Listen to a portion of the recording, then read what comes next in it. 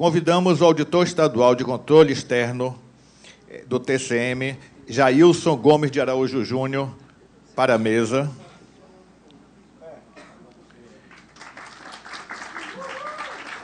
Cujo tema é regimes próprios de previdência. Convidamos a professora de Ciências Contábeis e Autuariais da UNB, Diana Vaz de Lima. E, como mediador, convidamos o conselheiro TCM da Bahia, Antônio Carlos da Silva.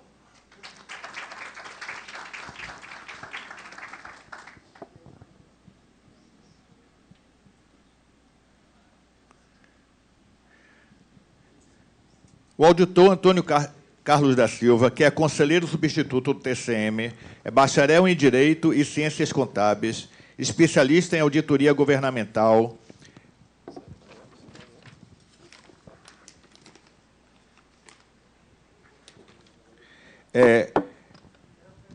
pela UNEB e é instrutor da ESAF. Com a palavra, o mediador. Bom dia a todos e a todas. Dando continuidade ao nosso seminário Baiano de Finanças Públicas, temos agora a satisfação de apresentar a mesa temática que abordará um tema de grande relevância para a gestão pública, que são os regimes próprios de previdência social. Mas, antes disso, eu gostaria de dizer que a previdência social, durante vários governos, esteve em debate no Executivo e no Legislativo, notadamente pelo desafio de torná-la sustentável, uma vez que, ano após ano, se registra déficit no sistema. E, para se ter uma ideia, nos últimos 10 anos, segundo o site Valor Econômico, o déficit da Previdência Social no Brasil cresceu 60% e variou entre 291 bilhões e 417 bilhões de reais. Houve um respiro em 2024, na medida em que o déficit caiu de 30,3 bilhões, se comparado ao ano 2023. Também faço lembrar que, nos últimos 27 anos, foram aprovadas nada menos que 4 emendas constitucionais para tratar do tema.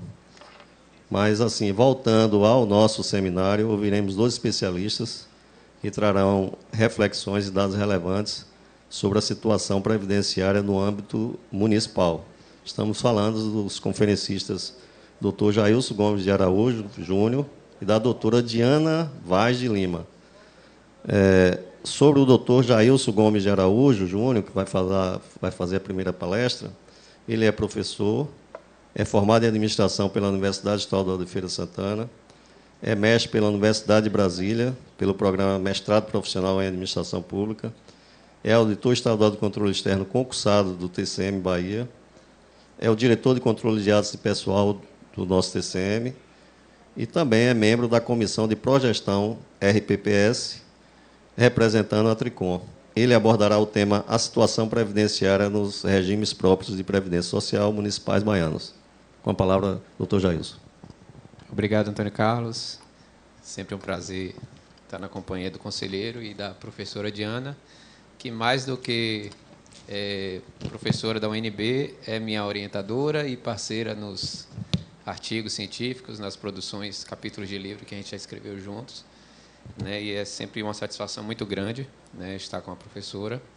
Gostaria de, em nome do conselheiro substituto Antônio Carlos, agradecer ao TCM pela oportunidade de estar aqui representando também o tribunal enquanto órgão que estuda e que se debruça sobre o tema de regimes próprios de previdência social. Agradecer à SEI, a Superintendência de Estudos Econômicos e Sociais do Estado, pelo convite para fazer parte não só da revista que foi lançada aqui nesse evento, com um artigo sobre esse tema, como também poder apresentar o tema aqui durante o evento, que está sendo assistido aqui presencialmente por essa plateia, a qual também sou grato, e aos diversos espectadores que estão acompanhando pelo YouTube, inclusive vários colegas de tribunais que já me cumprimentaram aqui pelas redes. Bom, o conselheiro já fez a minha apresentação, então não vou perder tempo aqui com o currículo, mas a minha palestra tem como tema a situação previdenciária dos RPPS municipais baianos. Antes de qualquer coisa, importante falar sobre os regimes próprios de previdência social, né?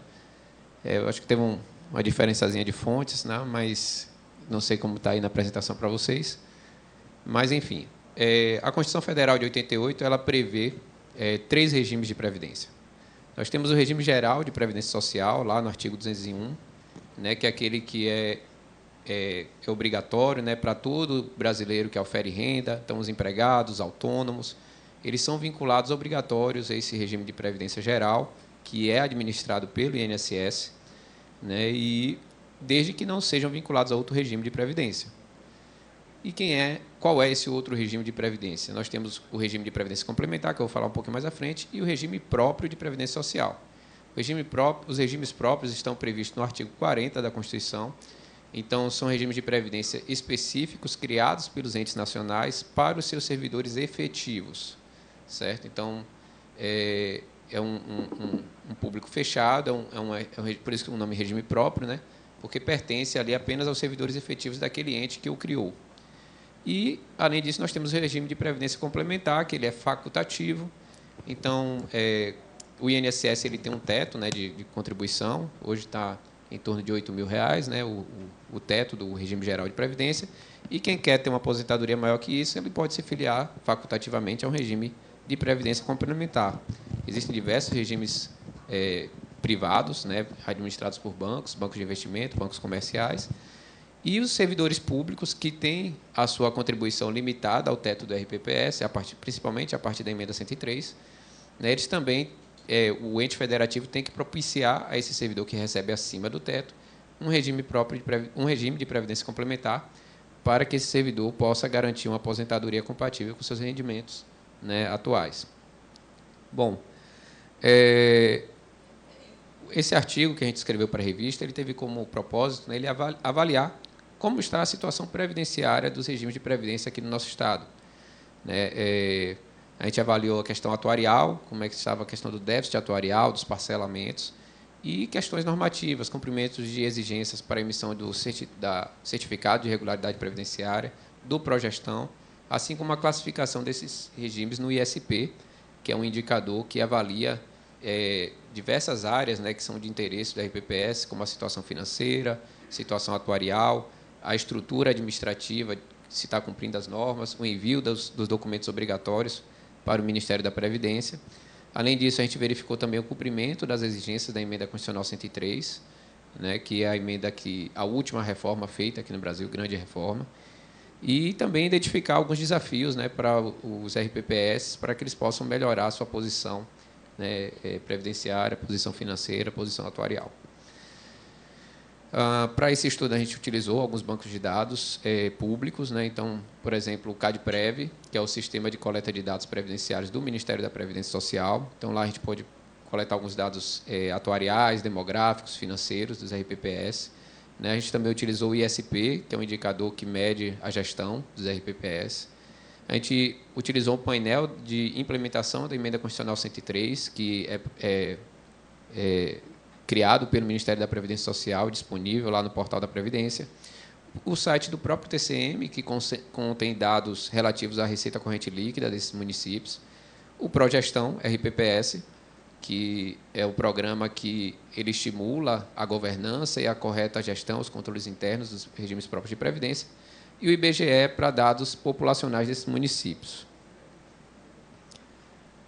Bom, eu já falei aqui, os regimes próprios eles estão previstos no artigo 40 da Constituição, né, e desde 1988 já houveram várias reformas, né, através de emendas constitucionais.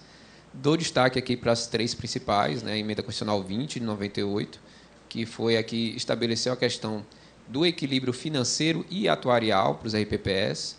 Então, os RPPS não basta que eles tenham um equilíbrio financeiro durante aquele exercício, mas é preciso projetar as suas receitas, as suas despesas para um futuro mais distante, né? Pelo menos até o fim daquela massa de servidores segurados. Também a Emenda 20 trouxe a questão da contributividade, né? Então, os RPPS passaram a ser contributivos, não é considerado